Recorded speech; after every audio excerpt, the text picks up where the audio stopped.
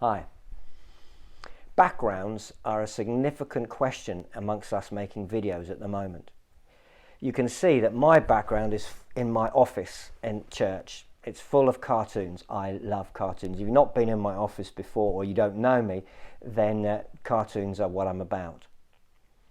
The reason backgrounds have been a point of discussion is that my longer videos, which you may have seen, don't have a background because I'm trying to use PowerPoint in the corner.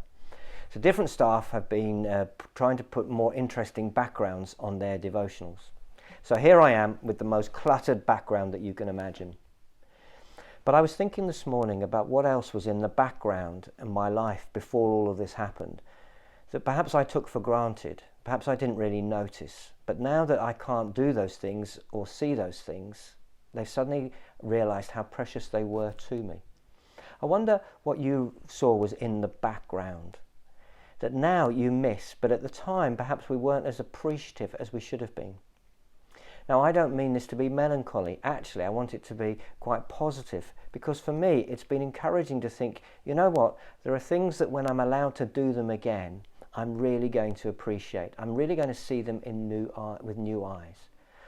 I always did enjoy football, but I'm going to enjoy football even more. One of the other things that I recognised that I didn't appreciate enough was just the value of being in other people's company and just being with bigger groups and enjoying the laughter and the banter and the insights that people bring. And now that our isolation has meant that we see so few people face to face, I realise how I took that for granted. Sometimes I used to perhaps be a little moaning about having to see people.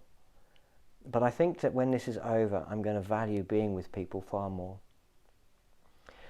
Another thing that I realised was in the background that I've now come to appreciate is worship, is singing with people.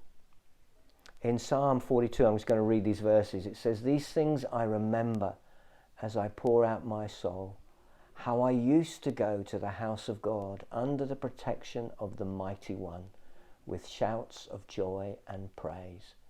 Psalm 42:4. He talks about how he remembers that he used to go and with shouts of joy sing. And I've realised I'm really missing singing with you guys.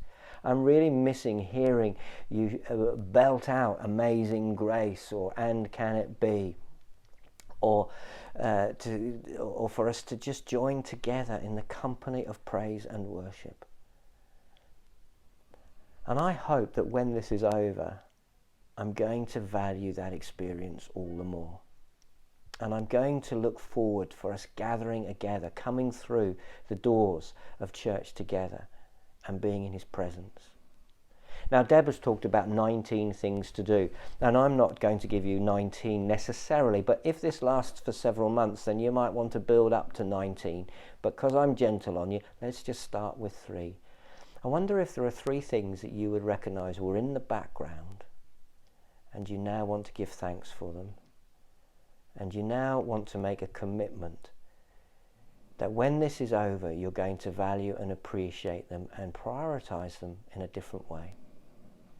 And finally, as I talk about backgrounds, I'm reminded again that I cannot seem to do a video without my dog snoring in the background. And she's gently snoring away again. In fact, this is the second take because I thought she was snoring so loudly.